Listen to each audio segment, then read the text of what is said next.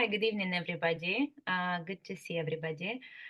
We are here today with Heather Rhodes in our traditional now talks from remarkable speaker series. And at Svitlo, we truly believe in the power of education, and we think that the best education can be achieved by learning from people with diverse backgrounds. And today, Heather Rhodes is the principal of Highgrove Education and Harrow School Online, a pioneer in online education, has joined us to talk about education and online learning and her experience. We have a few students from Svitlo School who are both at Harrow School Online. Unfortunately, he is actually en route traveling from one country to another, so he cannot join us. And we have students who are in Highgrove Online School as well now with Heather. So Heather, we're going to start by asking you questions. And our first question is from Uliana. Uliana, over to you. Yeah, thanks. Hi, I'm Uliana, and my first question is, why did you decide to focus on online education? Oh, that's a great question. So I first started teaching online a long time ago, over 10 years ago, actually, in 2014. And the reason I wanted to teach online then was because I worked with international students. They came to summer camps in the UK. Now, I know some of you were coming this summer on summer camps to the UK. So that was my job, actually. I organised one of those summer camps. And the students would come over in the summer and they'd learn English and then they'll go back home. And then when they came the next year, I could tell that they'd often forgotten a lot of the language that they'd learned. So I thought, oh, it would be great if we could do some kind of teaching in the year so that you could keep remembering, keep learning, and keep progressing with English. So I set up an online school then to teach English. Now, not many of the students from the summer schools came to the online school, but it was still really popular with students who'd never come to England and who were living all over the world and wanted to have a really good quality of education. And I think it's really important when you're leading something, you also need to do it yourself. So as well as managing the school, I was teaching at the school, and I had lessons in an online classroom, and then I had lessons face-to-face in the school. This was at Harrow School. And I loved teaching face-to-face, but I found that I also loved teaching online, and I could see that my students learnt more online than they did face-to-face. I found that really confusing at first because I thought, well, why would you learn more when you're not even in the same room as somebody else? And I think online learning is a little bit more intensive. You're maybe a little bit more focused. You feel like you're really concentrated on the person and on the lesson. It's a little bit like when you're in a movie or a video game. You block out everything around you and you're just focused on what's in front of you. And so I think that's why people can learn a lot more in a shorter time online. And I really loved it. I felt like you got to know people really well. So I started teaching online a long time ago, and I thought it was really powerful. I loved the fact that you can teach people wherever they are in the world. So that kind of really attracted me to online schools. Timur had his hand up, right? Yeah, I wanted to ask where are the finances for the school from? For the new school? Well, for the schools that you're managing. Yeah, so for the school that I'm running at the moment for Highgrove Education, well, that's a school that I'm a part owner of. When I decided to set up Highgrove Education, I sold one of the I have one house that I live in and one flat that I rented out, and I sold the flat that I used to rent out, and I used the money to put into Highgrove Education because I really believe in the school. I think it's a great thing to do something that you believe in for your work as a entrepreneur and a founder of a business. I think it's important that I show that I believe in it so much personally that I'm willing to invest my savings in it. And then additionally, I spoke to some educational investors who were interested in also financing the school. And actually, some of the other founders of the school have also put money into the school because they also really believe in the project. So it's a slightly unusual situation for a school, because most schools are owned either by the government or owned by large companies that own many different schools. So this school is founder owned, and I think that's one of the things that I love about it, because it means the school is, like, the direction of the school is controlled by the people who are running the school. Thank you, Heather. I mean, that wasn't difficult. It seems, finding the money, which is great. Timur, thank you for a very straightforward and needed question.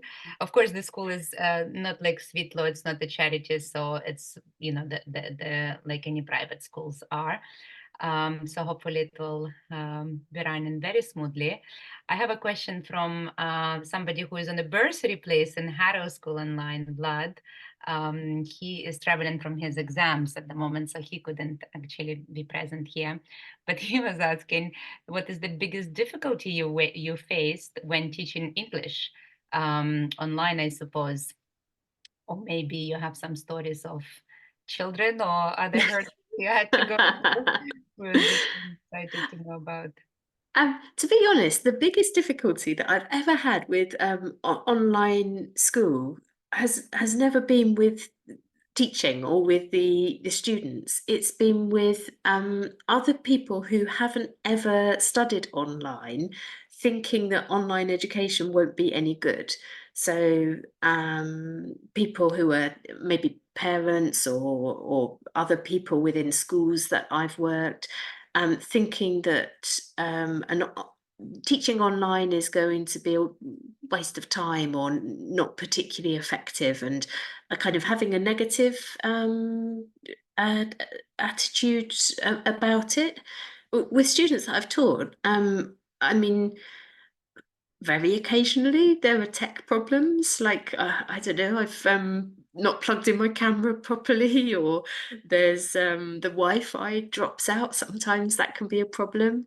I guess it's just the same, like if you were working at a school, sometimes there's you're driving to school and you get stuck in traffic, or you have a puncture and you break down and you have a problem that stops you from getting to that school. So I guess sometimes there's Wi-Fi difficulties, sometimes there's kind of tech problems, but they're kind of small barriers. And the bigger barrier is the perception of online schooling that people have if they haven't been involved in it themselves. Yeah, absolutely. I think we are very familiar with it in Svitlo as well, and have overcome, at least with the students and families that are studying with us, of course. My biggest fiasco when teaching face-to-face was when I spilled coffee all over my white trousers when I was going to teach and be inspected by Ofsted at the same time, which wouldn't have been a problem if it was online, right? Nobody knows. Nobody would ever know. Exactly. Thank you.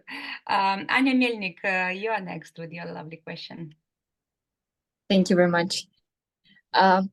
What challenges you had to overcome to become the person you are today, and what advice would you give to teenagers from your experience? That's a great question.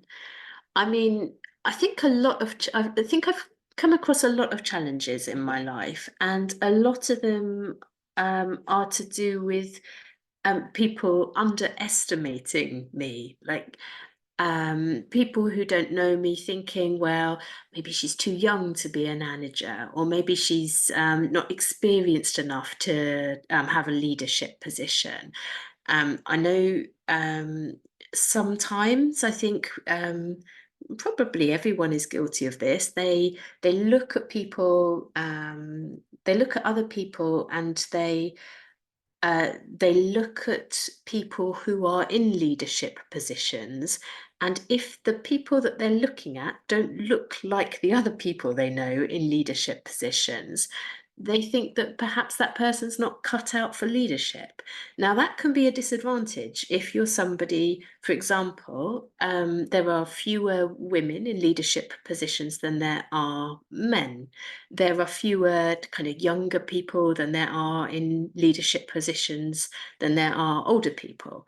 My first job as a manager, I was actually only 26 years old. I was quite young. I was younger than most of the people I was managing. And I think that can be a challenge, because you have to prove to other people that actually you can do that job, and you're really good at what you do, and there's a reason why you're taking on a challenging, difficult position. And I think it's not just that you have to show other people, but you also have to believe in yourself. So that's the advice I would give, that even if people around you don't seem to have confidence in you, it's your job to change their minds about that. And it's your job to show them just how good you are and why you should be doing what you want to do. So don't let your own lack of confidence hold you back, and don't let other people's perceptions of you hold you back.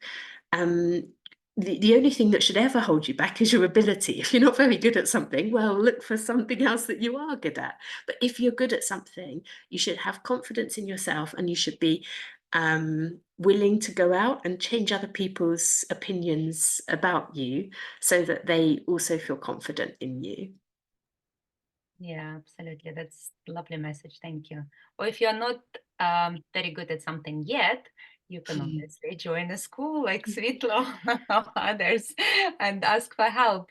And I can definitely relate to that. Sorry, I'll take a few minutes of your time, Heather, but I want to tell a story of how we met. And it was the early days of Svitlo formation. And you've been very helpful as an online expert, encouraging me and telling me sometimes what to do as well. And particularly, I remember Christmas period of 2022, when it was time to register as Svitlo as a charity in the UK. And to register as a charity in the UK is quite difficult, and there's lots of paperwork, and we had to write a safeguarding policy, and I had no idea where to start. And it was very helpful to have your guidance and help, and the empowerment as well. So that's what we try to do at Svitlo as well, to create a circle of people and specialist volunteers who empower children. Thank you. Lovely advice. Andri, do you have a question for Heather? Yeah, hello, nice to meet you. And I was just wondering, based on your rich experience in the field of education, what, in your opinion, are the most useful degrees and career paths to go into now that are going to be highly useful in the next 20 years, especially considering the rapid advancements in technology and other factors? Yeah.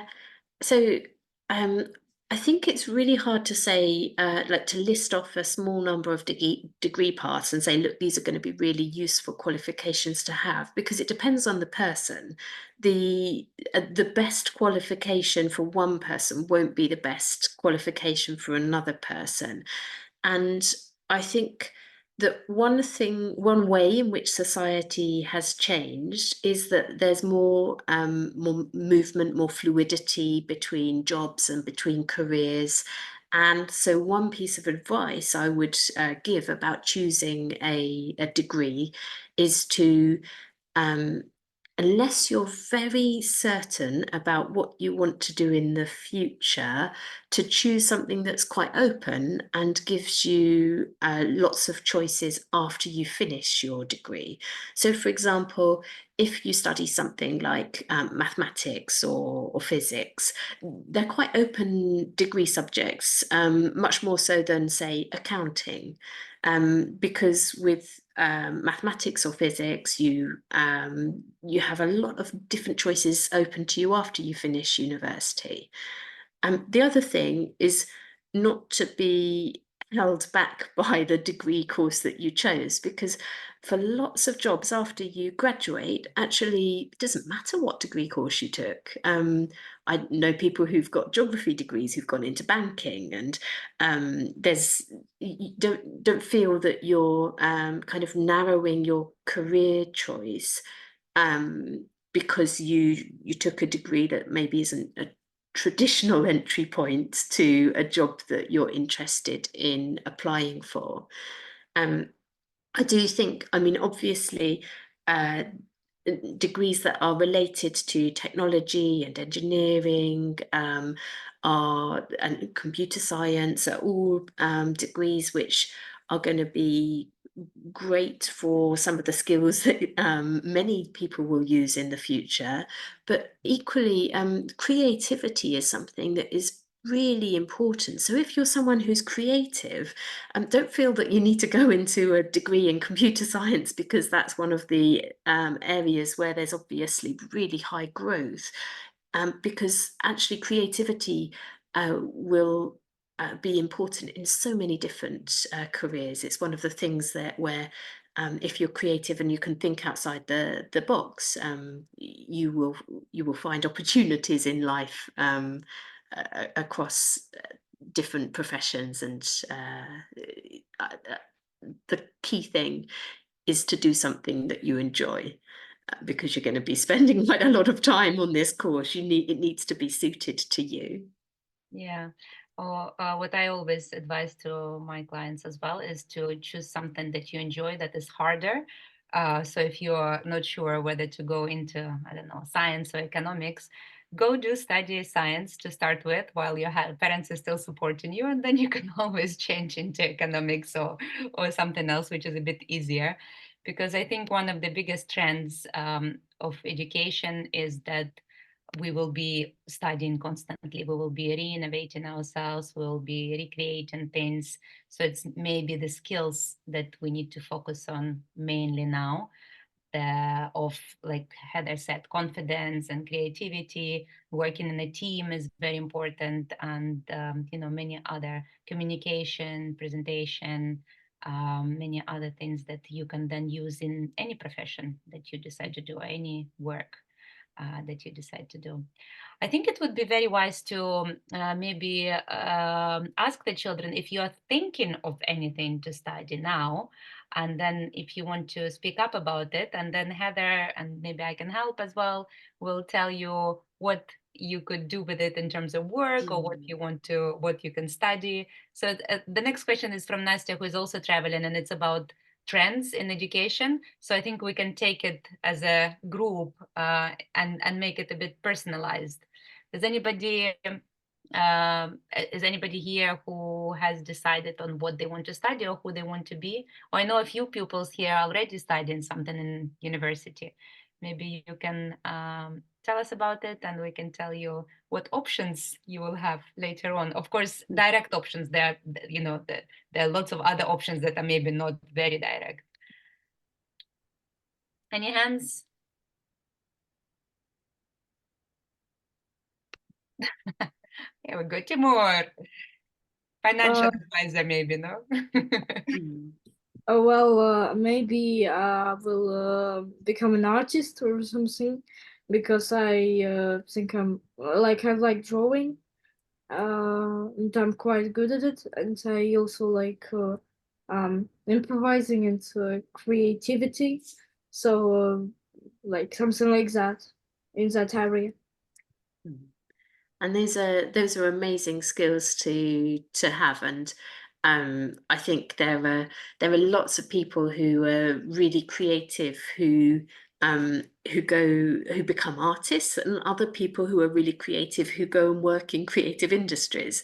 So things like marketing and advertising, actually those are industries where you get a whole load of creative people going in and thinking about how they might kind of present things. So design and graphic design and marketing and advertising are all kind of creative careers alongside becoming an artist, which you know, some people do both. They start off with one career and eventually specialize in another. Have you got anything to add, Yulia? No, yeah, absolutely. And digital marketing, of course. And then, you know, you can become an artist and then have it connected with business as well, and have an art gallery perhaps, or a small art school or a big art school. So, you know, if you want to become an artist and you love maths, do both, because you can actually use both for your, you know, in the future. But Timur, I saw some of your paintings and drawings by Irina, and they're absolutely beautiful. Yeah, you should definitely build on Thank you. that. And Timur, one subject that combines really well with art is business. Because if you're looking at a career as an artist, actually you also need to be quite entrepreneurial and be able to either work with others to sell your work or to sell your work yourself. And so business and art are a great combination if you're looking for things that work well alongside art. Yeah, Yeah. and architecture, of course, as well, Timur.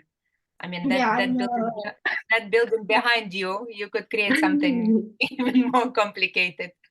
yeah, I thought about being an architecture too, actually. Architecture. So maths is very important for architecture. Maths, art, Mm. and, you know, another strong subject. Mm. Cool. Thank you for sharing. Thank you. Kira, is it going to be a A vet. zoologist? Yeah, Um, like not actually. I want to be a designer because I think I'm really creative, and like I like to design new kind of drawing. Like I like to draw, and I like to design new designs of clothes. Yeah. I mean, that's really cool, because that's definitely a career that is I mean, really popular, and I can't imagine fashion ever really disappearing. I think people, there will always be a need for people who can design clothes, and I think that working in design industries, you have so many different options, because depending on what you like, you might end up being like an ideas person, or you might end up kind of designing things for film sets, or working with kind of top-end fashion, or working in high street stores. There's like a whole spectrum of clothes design. So I mean, I think the one thing about fashion design is it's very competitive, because lots of people are interested in it. So that means it's great to get a lot of experience. And I think with fashion design, your kind of networks and the people that you know will be as important to you as your portfolio and the work that you've created before. So again, building networks, meeting new people, building confidence in talking about your own work and sharing your work with others, perhaps even building up a social media profile and followers, and showcasing your designs. All of that will help you in an industry which is incredibly competitive for people to enter. Yeah, absolutely. I think one more thing I would add is sustainability, and, you know, where the material comes from and where is it made, and the story behind you personally, but also your clothes. And I think it's already on the rise, and it will be more and more important. Thank you, Kira. I look forward to your dresses. I can always trial one if you need a test, the test model. Okay, great. Anybody else wants to share their future aspirations? No, the older children still don't know what to do. It's just the younger ones that that have decided. All right, Veronica, do you have a question for Heather? Yeah, I have a question. How do you think AI is going to influence education in the future? I'm really glad you used the word enhance, because that's a really positive way to see AI. And I think there's so many opportunities from AI. I think that in some schools, there's like a fear over AI, and teachers are worried about students using AI too much because they think it will stop you from thinking for yourself. And that same fear, every time there's been a new technology. So when the internet first started, and I think teachers were concerned that people would use it to cheat on essays. That same fear is the same with AI, that now the fear is that maybe students will create their essays on AI. And then possibly even that teachers will mark their essays using AI and give the feedback using AI. So the whole loop becomes just AI submissions and AI marking. I think that's a really negative way to view AI. I think it can be a great tool. It can be incredibly helpful for helping you draft things or create things or come up with ideas for things. But I think it can also be a really great tool for kind of testing your knowledge and checking your knowledge. So it's exam season for us at the moment, and I know a lot of the students in my school are using AI to help them revise. They ask the AI to test them on things that they need to know on their syllabus, and then they'll type in answers and they'll get feedback from the AI. So it can be great as a kind of tutor and a teacher. Now, the negatives about it are that that information that is not there's no human checking that the information given is correct, and so sometimes it might not be. So it's not quite as good as a trained teacher who we know will always be giving you the correct answer, but it's still a great tool. And I think the other way that it can be used by teachers and for people that working in education is it can help teachers personalize learning. So if you have, for example, an article that you need students to read for psychology, and lots of the people who write psychology articles write them in very technical language and very long articles. And it can be quite hard going reading through that kind of article. For some students, it's fine, but if English isn't your first language, or if you don't particularly enjoy reading scientific articles, it's quite hard work. So one thing that teachers can do is ask the AI to summarize an article or to simplify an article, and then they can share that with students who don't want to or would struggle with reading the full article. So it can make like a great tool for learners, and it can be a great tool for teachers.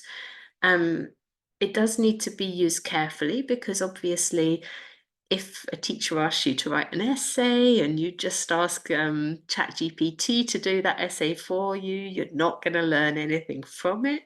But on the plus side, I think teachers can 99% of the time recognize when something is your work and when something is the work of an AI. I think it's normally fairly obvious. So I'm not so worried about people using it to cheat. And I think it can be a great tool and a great opportunity. And as a personal tutor can be really, really helpful.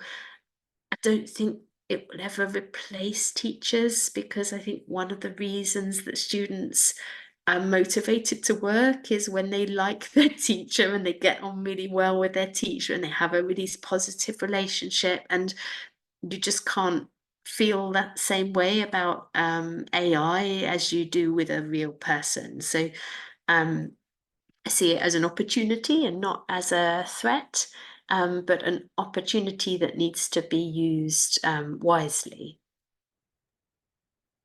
Thank you, Heather. I hope everybody will take that advice. Angelina has her hand up. Oh, Angelina. I can't hear you, Angelina.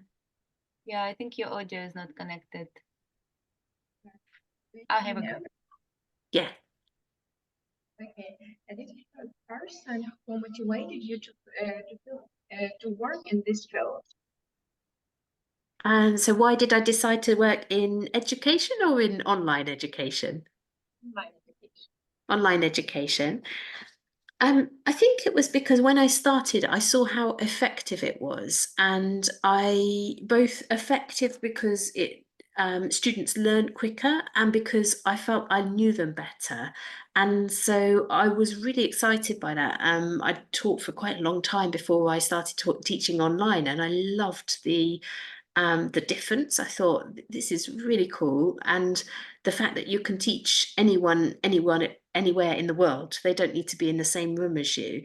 Now that's the thing that I'm really excited about online schools, because it means you can study with people across the whole world and create like this international classroom where everyone gets to have friends and have like a real deep understanding of people who come from hugely different backgrounds to themselves. And I grew up in London, which is a very multicultural city, and I think the strength of London is the fact that it's so multicultural. There are people from all over the world. I love that about my city. And the fact that you can have an online school with people from an even wider range of backgrounds and locations was really, really exciting to me. So it's still the best thing about online schooling is the international element and meeting people from all over the world and making friends with people from all over the world. Yeah, we definitely felt that in Svitlo as well, didn't we? You know, we united so many students from all over Ukraine, and I know some have been meeting now, and it's absolutely beautiful. We don't have any hands up, but I have a question, and that's a question on behalf of Svitlo School. I know that at Harrow and Highgrove you have house system. We have a house system in Svitlo as well, and it's a great way to give the teachers the opportunity to recognize students' efforts, and then also for the students to obviously have a sense of achievement. We had a few competitions in the house competitions, also a few ideas that I got from your school. And what we're struggling with as a Svitlo education team is prizes for the winning house. Because obviously in a physical school, I know my son has houses, so they would have a tea party with a head teacher, or they would have become a head teacher for one day, or there would be some, you know, be a math teacher for one day, or some cool things that you could do, which are a little bit harder to do in online environment. But I'm sure there's some things we can do in online environment that physical schools can do. So what are your house winning prizes in online school?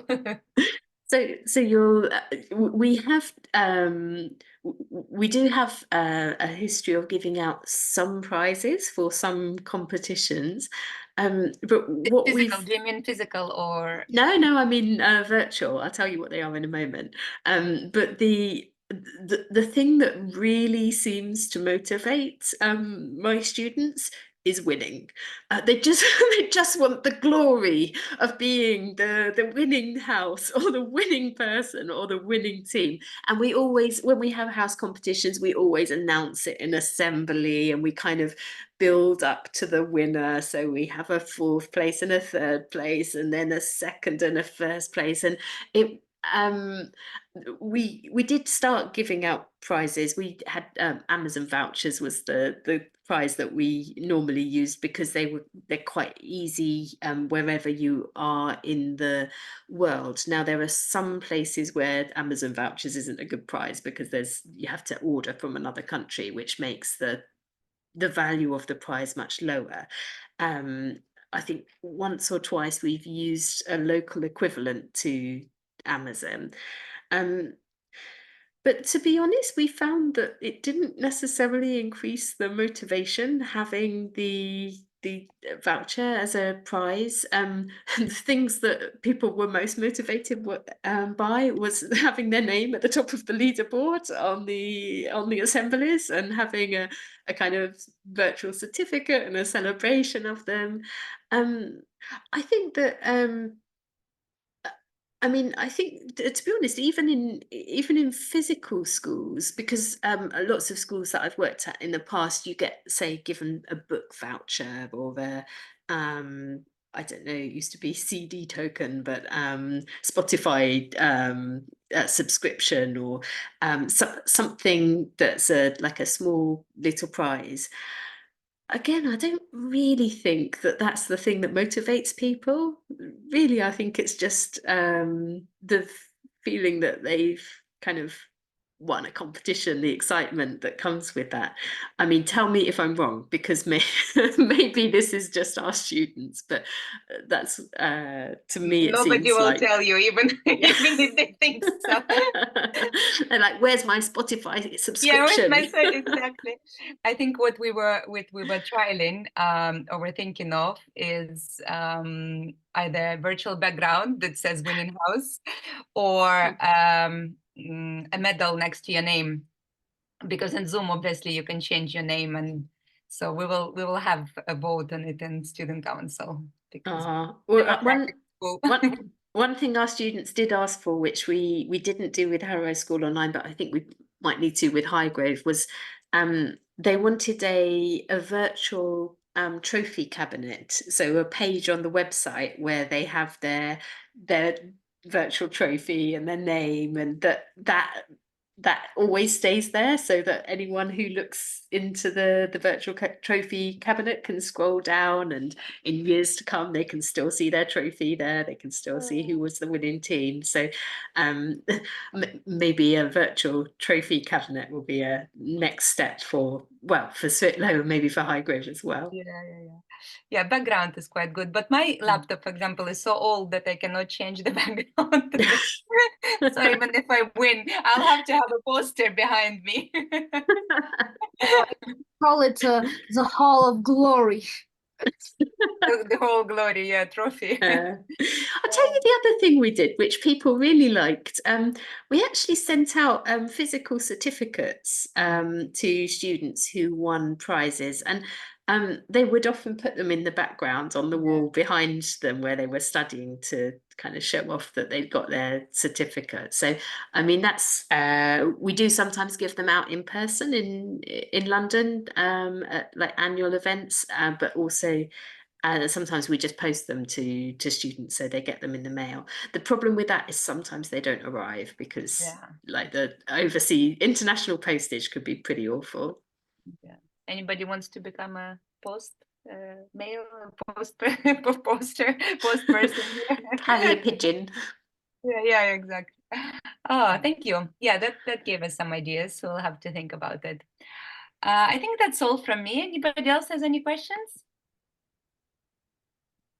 No? Lovely. Well, thank you so much, Heather. We're on time for the finishing line, and it was very, very useful. I found it very interesting. Thank you so much. Yeah, thank you so much for inviting me. Thank you so much for all of those questions. I'm always really impressed with the questions that you guys come up with. It's really interesting ones. I was certainly kept on my toes. We will keep on practicing and hopefully have you back at some point again. I'd love to. All right. Thank you so much. Have a lovely So day. lovely to see everyone. Stay Take safe. care. Have a lovely evening. Bye. Bye-bye. Thank you Bye-bye. so much. Thank you. Have a Have a good nice one. day.